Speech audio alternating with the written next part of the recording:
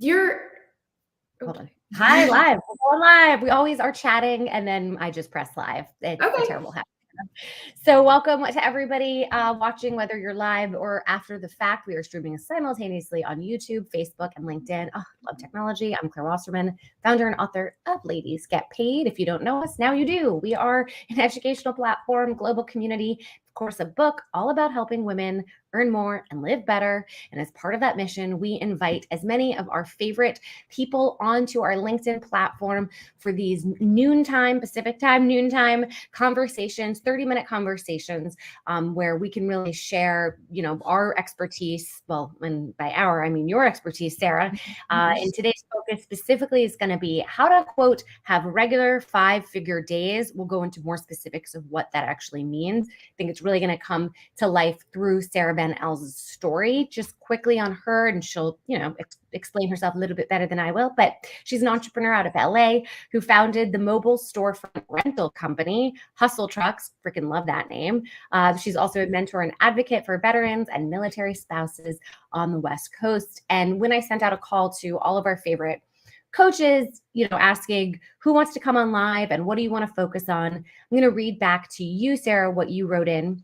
And then we can go from there. So Sarah said, I am seeing women make an absolute killing transitioning their time and talents from virtual to IRL. 99% of my customers are women who run a side hustle boutique online. And when they do pop-up trucks with me, they regularly have 5-figure days. It's incredible. And I'd love to share the info. I'm like, yes, yes, and yes. So Sarah, welcome. If you could talk a little bit more about what you do and why you do it, I think that would be a really nice place to begin. Okay. Well, first off, thank you so much for having me do this. At the risk of sounding very corny, I'm like such a big fan of yours. I like a million lives ago, I was like very much in the personal finance and fintech space. And I was like, it would be a dream to work with this woman. And now I'm here and talking to you. And it's just so funny how life works out. It's very long and literally anything can happen. And I'm very thankful to be here. But enough about you. So yeah, my name's Sarah. I'm based in Los Angeles, and I founded this company called Hustle Trucks. It's mobile storefront rentals, which is like brand new category. Sort of hard for people to wrap their heads around when I explain it, but then when they see it, they're like, oh yeah, this is exactly it. So like picture a food truck, but instead of a kitchen, we've got stores in the back, and our customers rent them by the day. So it's like sort of commercial real estate, but like very much in an affordable, accessible way. I didn't and movable. know. And movable, because you're not stationed in one place. Like you can literally go wherever. The trucks are designed to fit in regular parking spaces. You don't need a special license to drive them. It's like a complete game changer, honestly. Like I'm very proud to have been a part of this. And, I didn't know what it was going to be like, but it turns out all my customers are women, and they are all running these businesses online, and they're supporting their families, and they are just like the smartest, savviest people I have ever met. And I'm always trying to collect information so I can share it out so everybody can, we can all elevate to that level and have 5-figure days and make tons of money. So I've collected all these tips, and I'm super happy to share them. Yes. I would love for you to share those tips. Before we get into it, I want to hear just a little bit more about your own personal and professional story here, because I think, were you in the military before? No, were you were supporting your partner? How did you transition into this kind of work? It's kind of funny. My husband was in the Navy, but before I met him. So I am like in this like military spouse and veteran organization, but I don't have any firsthand experience with it. I'm very much more on the entrepreneurial side. That being said, it is a community that I'm really proud to be a part of. Any way I could like sneak my way in there, I'm very happy to be involved. I mentor and facilitate this type of work for cohorts of people. And like we just kicked off our second one. I'll be leading a dozen small business owners and entrepreneurs in this space to like transition from military to outside life and sort of carve their own path. It's really cool. I enjoy doing it. And the way that I got into this business, I used to run a van conversion company. and people like love turning cars into things they're not supposed to be, right? So we're like building these cool vehicles so you can go to the beach for the weekend, or you can actually live in them and travel full time. It's like an amazing experience. And so many people are like able to build their lives around this. Well, then we started getting all these requests that now they want offices, and now they want dog grooming things, and they want stores. And I'm like, oh, wow, this is really cool. I'd love to do this, but nobody could afford it, because to build out these vehicles is huge. I mean, we're talking really commercial real estate at that point. So I just developed the rental model and built out a very simple, like minimally viable product to test it out. And wow, it's been really, really great. And I'm having a great time doing it. Having the best time meeting all of the people who are running businesses out of it. Like, we've hosted more than 100 entrepreneurs in these trucks. And it's like they've become friends. I'm watching them grow. Like, it's been a wonderful experience all around. Amazing. So yeah, take me through from the very beginning of, whether you want to speak specifically to a client that you've worked with before, or if I were to be a new client, coming to you saying, I have an online business, or maybe somebody doesn't even have a business. How do you get me from minimal intake to those 5-figure days, and not just once, but regularly? Yeah. So the number one thing that everybody always needs to start with is why. Like, why are you doing this? Is it to make money? Is it to make a name for yourself and grow your brand? Is it to sort of like get in front of somebody, maybe literally in a truck, to like with whom you hope to form a strategic partnership? Like, figure out your goal and don't do anything other than what ladders up to that goal. Like, that's it. Like, maybe you have been running an online business for a little while and you have all this old inventory that your customers are tired of seeing. So your goal is to move that. So you're going to take this inventory and you're going to tell a new story with staging, and you're going to take it to a brand new place in front of brand new eyes. And that's all you're doing. Like, just be incredibly focused on your goal. And that will sort of, the answer will reveal itself in that way. And, when you're focused, you always do better. So I would say figure out why. But since we're here to talk about money, let's talk about the money goal and how that can like really happen. So there's a few things that my customers who regularly rent the trucks and sell in real life know. And it's that, like, they have this inherent knowledge that like consumers in the US define themselves through their purchases. So they get it, that they're not selling a dress, they're selling a vibe. Like, we've all been guilty of that. Like, oh, if I buy this pink twin set, then I'll be the type of person who, and you're envisioning on the other side of when you acquire this item. So they get that. Like, they're not selling cheap sunglasses. They're selling like a very chic way to like look how you feel today. And that sort of is like the one thing that they get. So as long as you've got that, you're already doing like such a great job. So that leads into like the number one thing: know what sells, like, and have that on hand. That's obvious, right? So like, you have been running a store, or your like high sell-through items, or you have launched this product and you know what your people want. Make sure you have it. Like, that's super obvious. But like, the level up thing that my customers who regularly have 5-figure days do is they take it a step further and say, I know that this dress is a really big seller, so I've got it stocked in all sizes, I have advertised it, and now I can see what else people buy when they buy this dress. So now I'm going to stage these things together. Like, I know that from the past 10 customers who have bought this, they also got like, this bag or this perfume or whatever. So you're going to put it together and make it easy for the next purchaser to do that same thing. Like, that's really clear, actionable. Like, I know you're going to like this too. Amazing. And I'm curious if there's any success stories that come to mind. I mean, I know you just love hearing it. It could be your own success story too. Get us inspired and hopeful.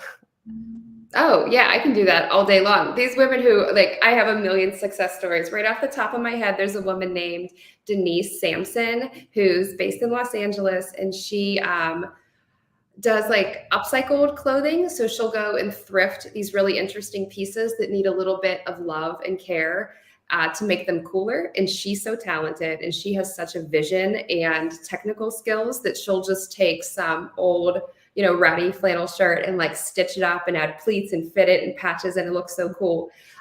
She has been doing this forever and would rent the truck for, started out the same way everybody does, just one day, then a weekend. And now she's doing weeks and months at a time. And now she has her own storefront. So like she was able to catapult into that like more traditional version of success by using this sort of newer model to like build up the revenue and gain an audience for her like super quality products to have, an actual store. Yeah. I want to tell you a little bit about a client that I met with that I coached yesterday who has a business. And some of what she was talking about, I think, ladders in really nicely to what you've mentioned in regards to like data collection, right? Like really learning and listening and then building from what you're actually seeing. And this, I think, is very applicable, from your own life and from your customers. But this client that I was coaching yesterday, she has a business and she wanted to increase the prices or at least change the structure of the way she was charging her members. She wanted to make it annual, not monthly. She was getting resistance. And so she was trying to figure out better ways to market to them. And I kind of looked at her and I said, I appreciate you trying to do all that you can to make something work, but I'm curious if there's other ways that you have seen opportunity for revenue. Maybe this resistance is telling you something. Where is their light happening? Was kind of how I put it. And she said, well, and I had given her an idea of like, maybe you could look at corporate clients. And she said, oh, I actually had 3 corporate clients and it's not even on our website. It was inbound. And I said, oh my gosh, that's the light. Go towards the light. It's not that you say, screw my members. Maybe you just say, my members are not my revenue generators right now, but rather my marketing funnel to the corporate clients. Mm-hmm. And let's not, without getting too much more into her point being was, I think it's very difficult and incredibly important, but actually very difficult for entrepreneurs to be able to isolate which variables in their business are working and not working. When is it you? When is it them? Meaning product market fit. When is it an issue, not a product market fit, but rather with marketing, which is what she thought it was. And I sort of diagnosed it differently. So it's one thing to say like, listen to your customers, et cetera. But like, sometimes that can be, a little tricky. I'm curious based on kind of that story that I just shared and thinking about your own life, because you've pivoted too, but also seeing how your customers, in their businesses, do you have advice for, entrepreneurs out there who are like, yeah, I've gotten a bunch of feedback, but I'm not quite sure how to like sift through it, what to listen to, and then how to build from it? Yeah, I do actually have some pretty good advice that I was just able to put into action in my own life. Going back to the why of like what your goals are, if it is to generate more revenue, which is like, I would say most people's goal, right? I recently sat down and just like, okay, every day I make a big list in my notebook and I cross off my to-do list. So this is 3 months of everything I've done every day. And I went through and I like color coded it with a highlighter and I got a real good look at how I'm actually spending my time. And then I was able to say like, wow, with the goal in mind of making more money, I can see that everything I've highlighted in blue does that. And anything else is honestly a waste of my time. So like, why am I bothering? Like if my goal for this, next season of life is to make as much money as possible, why would I do anything else? Like, so if your goal is to get more clients and you're a coach, look at the way that you're currently earning clients and just do more of that. Like in anything else, it doesn't matter. Like sometimes I feel like we're doing things because we think that we should, or like we feel like other people are doing it. So we've got to jump on that bandwagon too, without realizing that like you're already successful and the way that you're doing things is the right way. And it like almost never helps to completely start from scratch. Like you'll go further if you just keep walking, not if you like take it all the way back to the start line and have to like, reinvent the wheel. That's right. My advice. Yeah. You, in your own business and in your career, do you have certain aha moments where you were like, okay, I see that the light is here and we're going to keep building in this direction, or we're going to pivot? Same thing with hard decisions that you've had to make along the way, right? Like when you say, you know what, I'm going to focus, that means you have to say no. That can be rough. So I'm curious, yeah, first with any of those like aha moments with your business, and then any difficult moments, which also could have been from the aha moment first. Yeah, they kind of go together. Whenever I first started this business and it was going so well, I was immediately like, well, I'm just going to scale into new cities. And I did all of the marketing, all the lead work. I know where I'm going. Well, then I had like a big major roadblock, like no pun intended on that, but the financing is a huge issue because I am in this like weird category of renting vehicles and things like that, and it's been an absolute huge issue that I truly cannot find a way past. So I just had to sort of say, all of this work that I've done, like this isn't it, figure it out. So what do I already have? I already have a great brand. I already have a loyal following. I have repeat customers. I'm just going to stick with this for a little while. And at the end of the day, what do I have? Not my original plan, but something I'm extremely proud of that is, generating revenue. And it may not look the way I had initially envisioned, but my goodness, who would have known that this was going to be such a problem? Like, and instead of trying to go back to square one and fix, honestly, a systemic issue that I'm not going to be able to fix because I have very little control over the world of finance and banks and things. What I can do is just keep doing what already works and just like be proud of it. But that was a huge pivot for me because I did have my eye on scaling almost immediately. And I've had to really slow down and just realize that's not going to be the thing right now. Instead, I'm just going to focus on what I'm already doing that's working. And hopefully this is just the lesson that's preparing me for the next level up. How does financing look for your kind of work? And what, if you don't mind, I mean, you don't need to go into specifics if you're not comfortable, but what kind of financial risk did it require for you to take on something like this? And if it was risky, because you're talking about physical things here, how do you wrap your head around taking that financial leap? Yeah, I'm very comfortable talking about financial stuff. I'm an open book. The very first truck that I bought wasn't that big of a financial risk because I honestly bought it from a government auction. It was an old U.S. mail truck. I, in the beginning of our conversation, said that I used to run a van conversion company. So I knew a whole bunch of guys who could build this up for me real quick. Like it really was just, that was my unfair advantage in the situation. And I fully took advantage of it, right? So then when it was time to get another truck, that was the financial risk. And I had to make sure that my business was completely set up, that, I had my credit in order and all of that stuff. So I could purchase this $50,000 vehicle and then convert it into something that is my business because it's a rental model. Like every time this thing leaves the shop, something terrible could happen and then I would have no business. Do you know what I mean? I had to really get comfortable with that risk myself. And then I had to pay, just absolutely, you wouldn't believe how much it costs to insure these commercial vehicles. It's crazy. So I'm with this. How did you take that?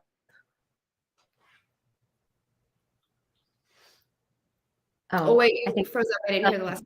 My reception just got crappy. How did you take that? You're like, I had to get comfortable with it. How? Well, I have a very personally complex history with financial things, and I've overcome many terrible money issues in my life. And I know that it honestly doesn't matter.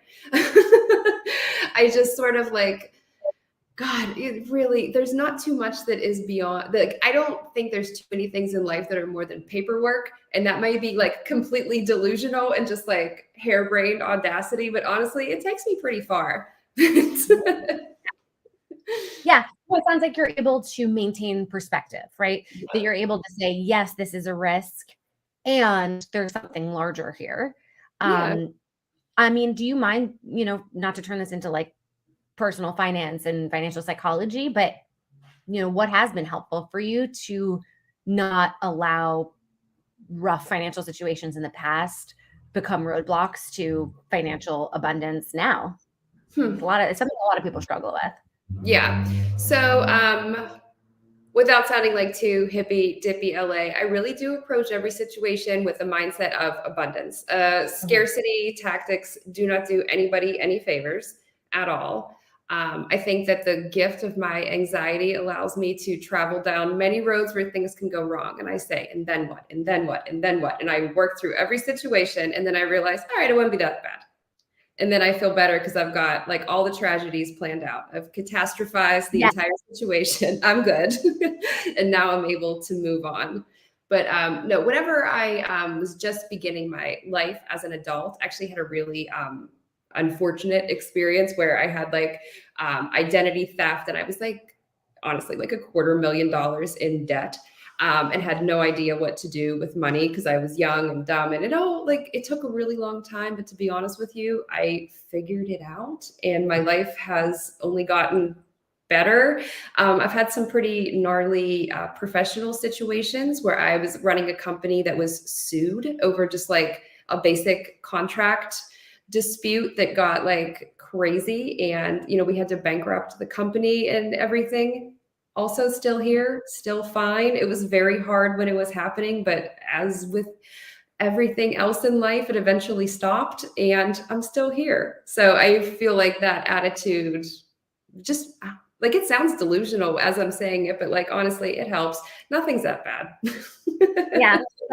I am fully on board. And as a fellow business that has also been sued, my feeling is you're not fully in business unless you've gone through a lawsuit. So yeah. So there's a question that I ask all coaches that come, or I'm calling you a coach, but we are coaching us right now. So for everybody who comes on these LinkedIn lives, I always ask, what do you believe are kind of the fundamental elements of really becoming your own biggest champion in work, money, and life? And I kind of define champion as like just self-advocate. I'm going to read out what you said, and then I want you to kind of dig deeper into it with me. So you wrote, everything you do should ladder up to your why and be in alignment with your values. Whatever I'm up to, I view it through the lens of classism and feminism. If it's challenging the systems that don't support me, I'm in. I was like, oh, girl after my own heart. So tell me more. Wow, I don't even remember writing that, but like, yeah, that was great. I fully believe that. I grew up working class. I watched my entire family work 40+ hour weeks to almost no end. Like, I traditional, Midwest working class upbringing, and that is instilled in me, and that's it. Like I said, had this huge roadblock in the beginning of my adult life that I just had to get over. So I'm learning all these things about money when this is happening. And I'm learning some pretty crazy things, like, women couldn't have checking accounts until the 70s. I'm learning that the second I got married, I was more able to have like lower health insurance rates and just all of these crazy things, right? So this lifetime of experience brings me here, where I'm starting a business in, let's be real, the automotive industry. I'm looked at like a crazy person. Like, I am constantly having to defend my idea because it's new. Financial challenges out of this world. And I'm just like, wow, how are all of my customers women running successful businesses that support their family, and yet they can't find financing for traditional commercial real estate?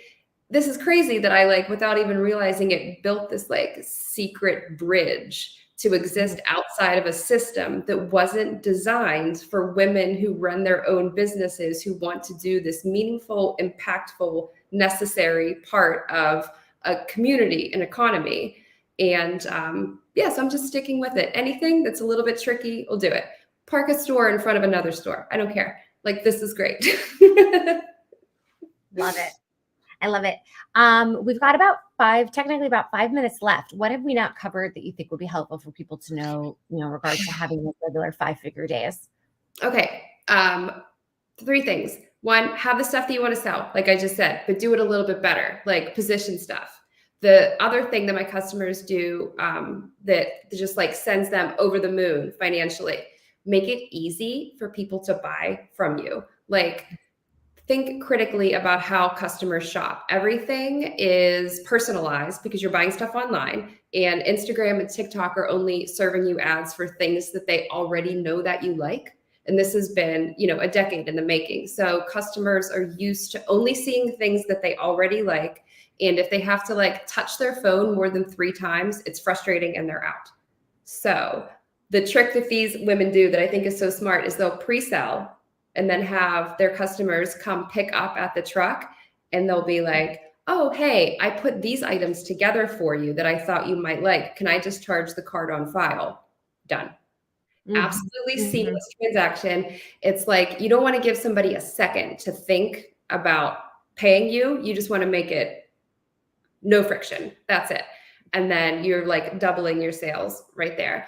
And then the third thing is partnerships and community. I believe in collaboration over competition always. So that could mean like partnering with a similarly aligned business. So maybe you sell, this is also very LA, maybe you sell crystals, bring a palm reader in for the day. Maybe you're like popping up at the dog park because you sell pet items, bring a dog trainer there to do a thing. You're a personal finance coach, bring somebody in who has like an actionable thing that they can teach you about money, or who is selling workbooks, and leverage each other's audience. And that way everybody grows together. That's yes. it.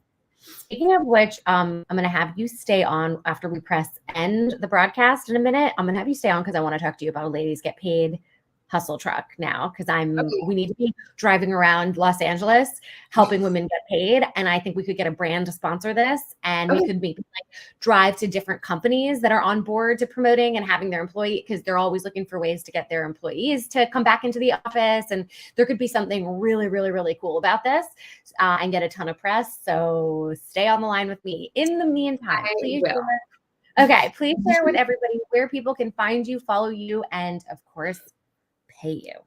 Oh, of course. Yeah. Hustletrucks.co is the website where if you're, in Southern California, you can book directly. And we are mostly on Instagram because that's where my customers are, because it is a commerce platform. So it's at Hustletrucks on Instagram. And I do hang out on LinkedIn all the time, and for real, just give like free business advice to anybody who wants to know all of these things and more in messages and DMs. Like I personally respond and do the same type of like mentorship and facilitating for people all the time. Don't be afraid to ask. But yeah, and just out of curiosity, for those who all are doing the digital stuff, because that's direct to consumer and it's easiest, you do it from home. What's the value of doing in person in the way that you're doing it? Oh, it's invaluable. There is people are absolutely craving like to meet the women who they buy from. They absolutely want they want a replica of this like incredibly curated, like algorithmic, just for them shopping experience, but in real life. Yeah. And they love the convenience. Then also like the trucks are cool. People freak out when they see them, and like they really like it. But you can move old inventory like nobody's business. And if you are thinking about getting a first or second location, you can scout around and see what neighborhood is going to work for you. Yeah. Yeah. Love it. Awesome. Well, thank you, Sara, so much. Is there anything that hasn't been covered yet? Last final word of wisdom. Otherwise, I'm going to say thank you so much to you. I'm going to press end broadcast. I'm going to have you stay on so I can talk to you. But yeah, the last, 40 seconds are yours. Oh my goodness. I feel like we talked about everything so much. Yeah, this is wonderful. Yeah, just keep doing whatever works is my best advice. These are great tips to make lots of money, and like book a truck. That's it. Awesome. All right. Thanks, everybody. We'll see you at the next live. Bye. Now go get